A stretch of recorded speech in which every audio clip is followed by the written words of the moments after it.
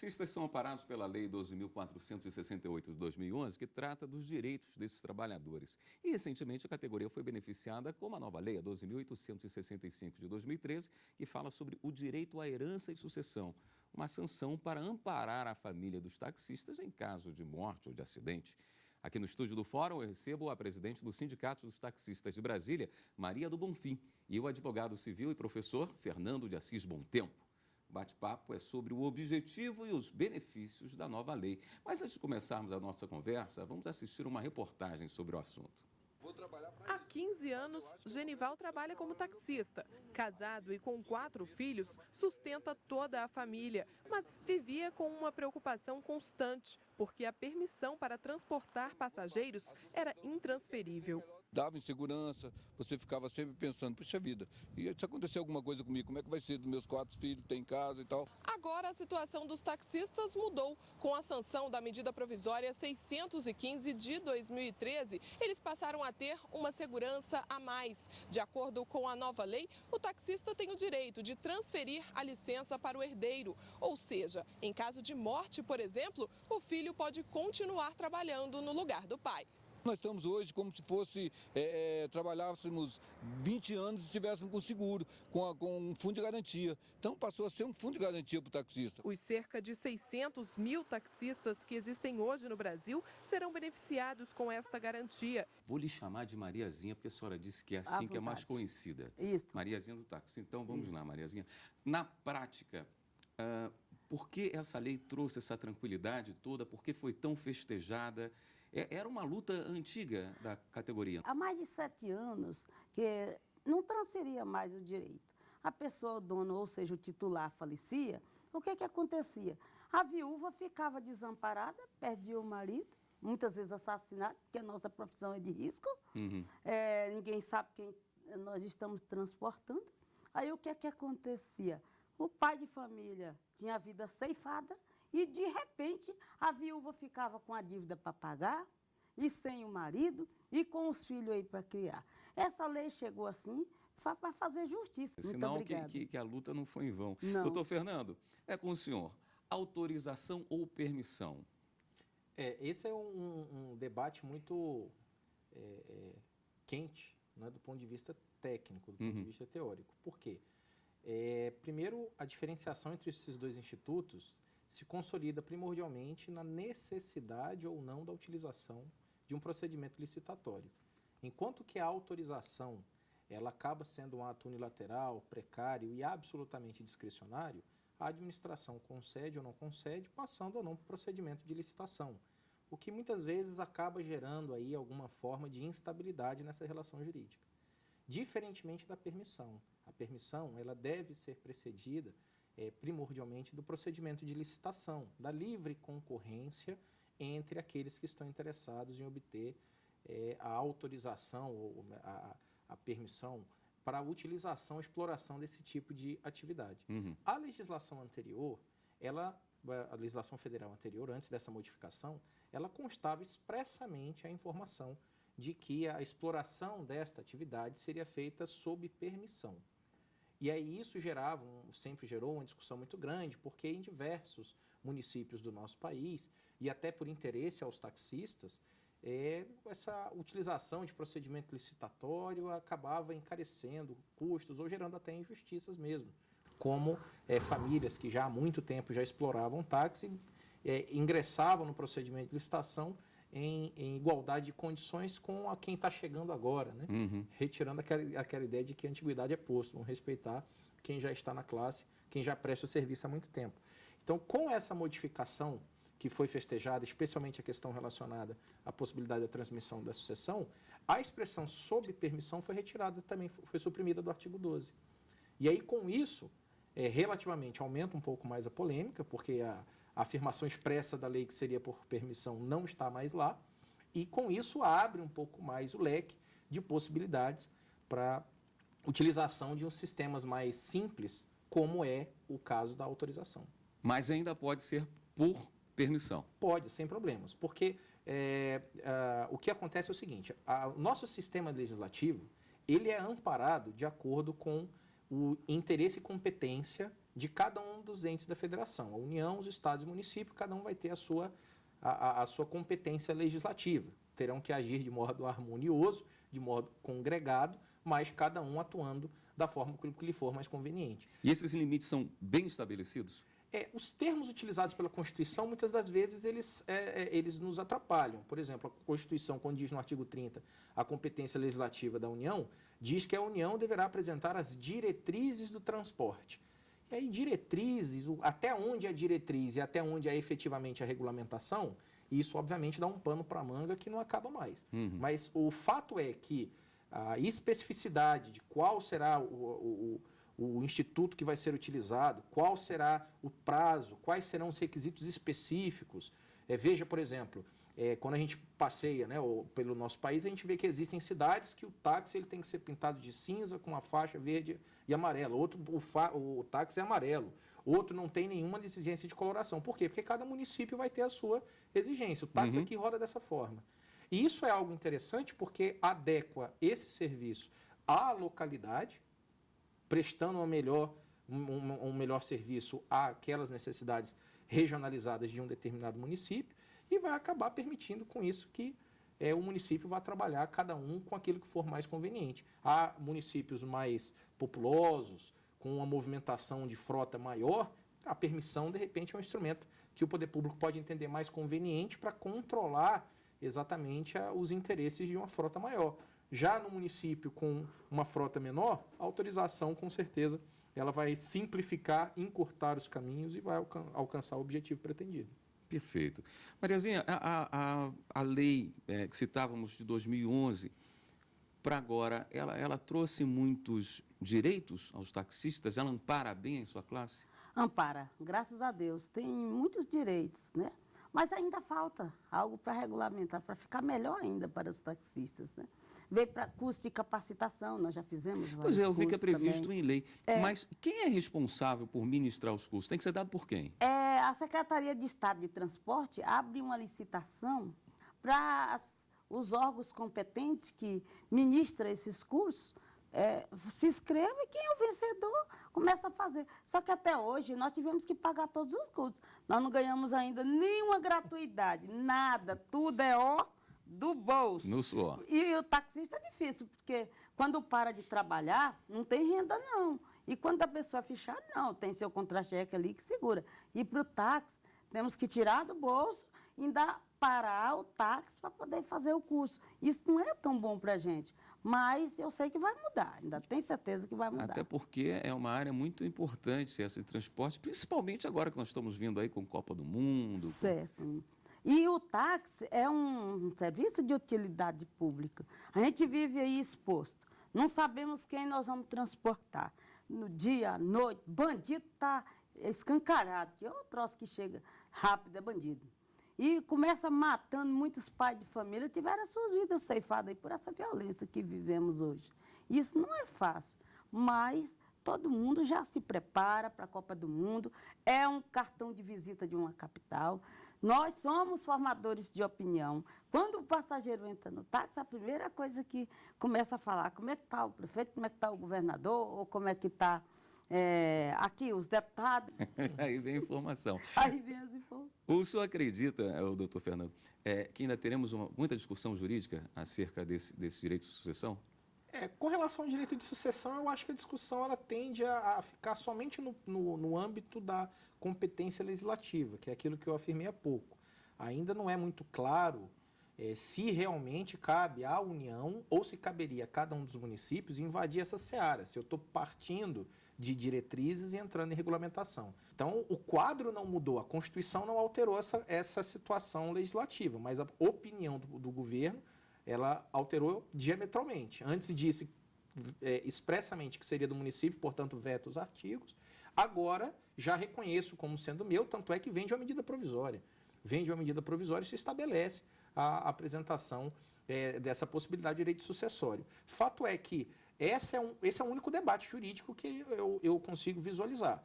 É a questão relacionada à competência, se seria de fato da União, a União não estaria invadindo o município, ou se cada município deveria tratar do assunto. Porque, do ponto de vista do mérito, a lei ela é festejada, sem sombra de dúvida, porque não existe dúvida alguma que ela venha abraçar uma categoria importantíssima para a movimentação da economia do país, que é a categoria dos taxistas. Perfeito. Nós vamos fazer uma pequena pausa nessa conversa e daqui a pouquinho voltamos com o programa Fórum.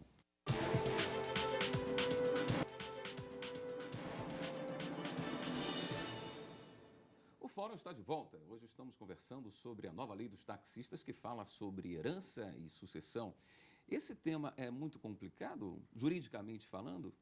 Sucessão, direito sucessório? Ah, com certeza. A sucessão é um dos temas, creio eu, mais polêmicos por dois motivos específicos. O primeiro deles é que, embora a morte seja uma das únicas certezas que a gente tem na vida, é uma informação que a gente sempre se afasta dela. Então, é muito habitual nós não nos prepararmos, tanto para a nossa perda como perda de entes queridos. Então, quando a gente vai tratar sobre inventário, sobre arrolamento, é sempre comum, habitual, você ter um rabo de foguete para trás, alguma pendência documental, alguma pendência tributária que não foi pensada enquanto em vida, que acaba arrastando a efetivação do procedimento de sucessão, que só pode acontecer depois que tiver tudo solvido, tudo em pratos limpos. E aí os herdeiros ficam com uma responsabilidade maior. E como se não bastasse esse aspecto da nossa preparação do ponto de vista humano, ainda você tem alguns aspectos da legislação que também são bastante confusos, como o estabelecimento de quem vai ingressar na qualidade de herdeiro, a linha sucessória, e os direitos da companheira, presente da união estável. Posso dar esse exemplo como sendo um dos mais polêmicos que nós temos hoje, que é o confronto do artigo 1790 e o artigo 1829 do Código Civil, porque nenhuma interpretação literal parece que a companheira, ou dá-se a entender que a companheira teria mais direitos do que a própria esposa em uma sucessão. E isso aí é uma discussão que os tribunais enfrentam diariamente, buscando equalizar uma relativa injustiça. Ela pode ser penhorada? Como é que funciona? Essa autorização, ela somente pode ser transmitida, e a nova norma faz referência a essa possibilidade, sim, mediante a utilização do caminho do poder público, que isso é uma vantagem muito grande, porque enquanto passou-se aquele período nebuloso em que não era possível fazer transferência ou aquela coisa do gênero, sabe-se que até por necessidade pessoal, na informalidade, isso acabava acontecendo. E o problema da informalidade é exatamente a ausência de controle do Estado. Eu não sei quem está utilizando, em que condições está utilizando aquela autorização que foi entregue originalmente, lá no começo.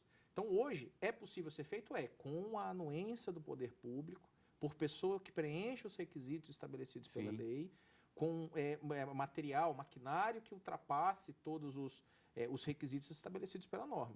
Então, hoje a gente consegue legalizar ou formalizar essa transferência com a anuência do poder público sempre. O que antes era feito na informalidade, e aí pagavam os taxistas, pagavam os consumidores, de uma maneira geral, que se valem desse serviço, e a população ficava à mercê, né?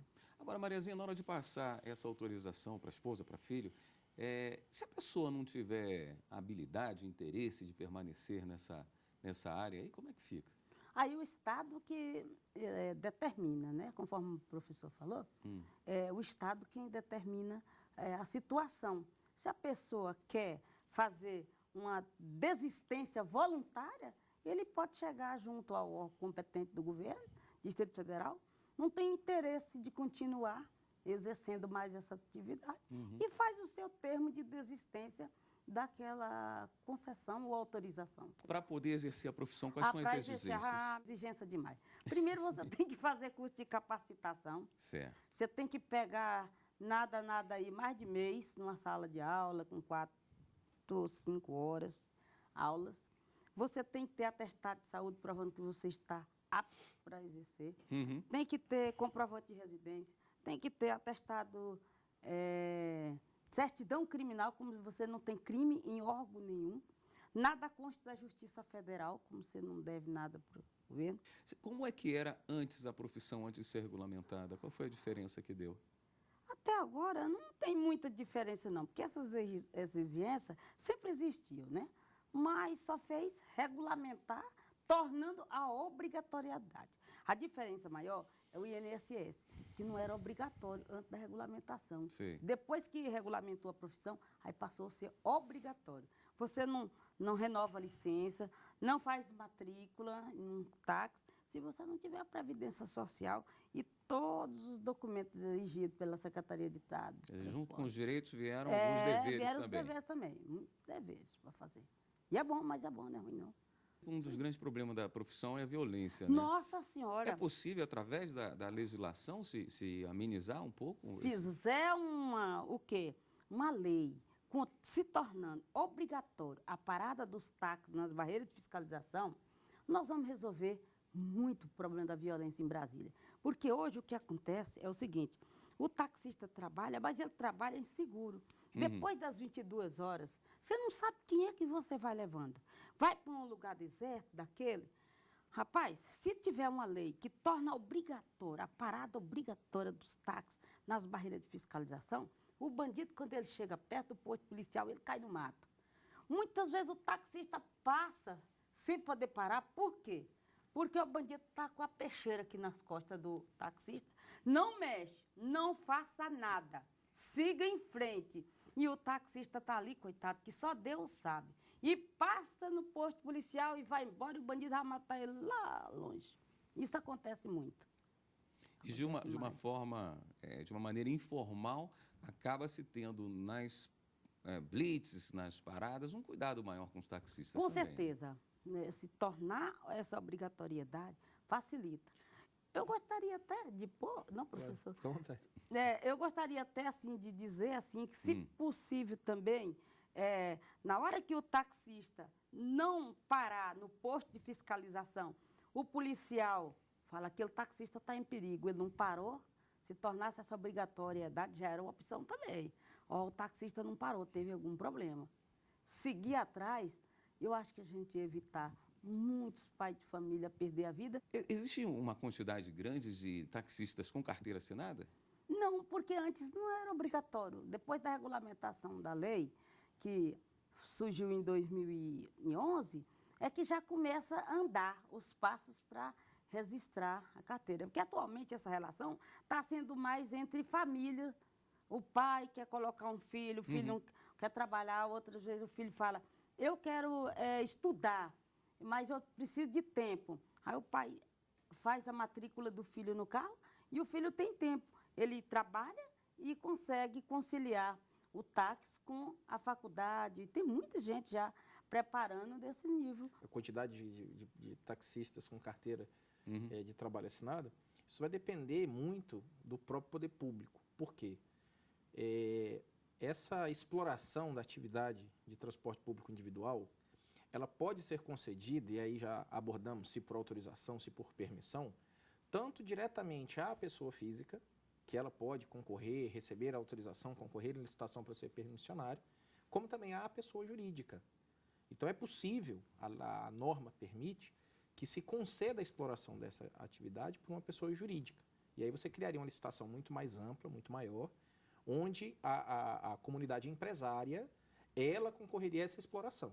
Entendo. E aí esse grupo de empresários, ou essa pessoa jurídica que se sagre vencedora dessa licitação, ela passaria a contratar com carteira de trabalho assinada os profissionais para fazer a exploração. E aí você tem a figura do taxista empregado. E a ele é garantido 13º, férias, como todos os profissionais que existem. Ainda necessitando de uma regulamentação um pouco mais específica, porque embora tenha admitido piso salarial, aí tem que ter o trabalho dos sindicatos para estabelecer isso e alguns outros direitos que venham a se estabelecer. Mas o taxista não gosta de ser autônomo? Gosta, mas essa situação aqui, que o doutor Fernando está dizendo, ela é boa. Em caso que vai haver novas licitações aí, está previsto para sair mais 600 e poucas autorizações de táxi, com certeza, esses critérios, eles vão ser adotados. Nessa regulamentação, conforme ele diz, é que nós estamos trabalhando para esse fim. Porque muitas vezes hoje fica muito disperso, fica aí, solto. A gente não tem, o poder público ainda não chamou para si, para resolver esse impasse ainda. Melhoraria a profissionalização da profissão? Eu acredito que sim. Seguia mais expectativas são 600 novas concessões para Brasília? Para Brasília, está previsto, né? Estão fazendo um estudo técnico, por quê? Porque Brasília é uma cidade totalmente atípica. ela só funciona de terça a sexta. Chegou sábado, domingo, nós não temos serviço. Natal, dezembro passou o Natal, janeiro morreu a praça, não consegue nada. Julho nós não temos serviço.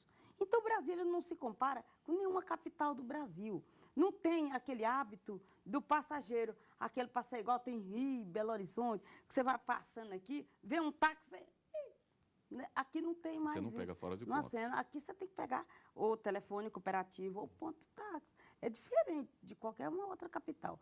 Aí a Secretaria de Estado de Transporte está fazendo esse levantamento, esse estudo técnico, para saber realmente a necessidade de quantas será preciso mais de permissões. O sindicato não é contra, não, é a favor. Desde que faça um estudo técnico e publique um edital lícito, claro, sem nenhum direcionamento. Porque se fizer a coisa direcionada, eu entro na justiça para anular. Isso é um tema interessante que, obviamente, quando se faz licitações para participação de empresa, infelizmente, nosso país não nos deixa ficar muito tranquilo. Os exemplos que nós temos aí de direcionamentos de licitação questionados por Ministério Público, por todos os órgãos de controle, são frequentes. Mas quando a gente faz uma comparação entre o taxista autônomo e o taxista empregado, eu visualizo de uma forma muito clara os dois pesos que se colocam nessa balança. O autônomo, ele tem a vantagem de ter a liberdade da sua atuação no momento em que entender conveniente, muitas vezes na linha que entender conveniente, no ponto que achar conveniente, ele acaba sendo, entre aspas, senhor de si mesmo. E essa liberdade, obviamente, é um atrativo muito grande. Por uma simples indisposição, quantas vezes a gente acorda indisposto, aí se você é funcionário fichado, com carteira de trabalho, você acaba se obrigando a ir no posto para pegar um atestado para apresentar para o seu chefe, porque senão não justifica a ausência, aquela coisa toda. Você sendo profissional liberal, autônomo, você acaba não se submetendo a isso. Por outro lado, o autônomo ele tem uma consequência que é muito, muito clara. O taxímetro tem que girar. E a partir do momento que, imagine a hipótese de um taxista autônomo, ele se passar por uma circunstância de saúde em que ele tem que se afastar das ruas 30 dias, 40 dias, se submeter a uma cirurgia, eventualmente, que obviamente todos nós estamos sujeitos a essa situação. O amparo que ele vai receber na parca contribuição que ele faz para o INSS, obviamente não vai ser condizente com as despesas que ele tem em frente de casa. Então ele acaba entrando numa situação que, como disse nossa presidente aqui, de sábado a segunda-feira com Brasília fechada, não tem movimento. Se não tem movimento, eu não recebo. Se eu não recebo, como é que eu pago minhas contas? Em julho, nas épocas de recesso legislativo, de uma maneira geral, o empregado ele já tem a garantia de que, trabalhando ou não trabalhando, ele vai ter o seu piso salarial respeitado, tendo ainda a possibilidade, a depender do seu contrato, de ter participação.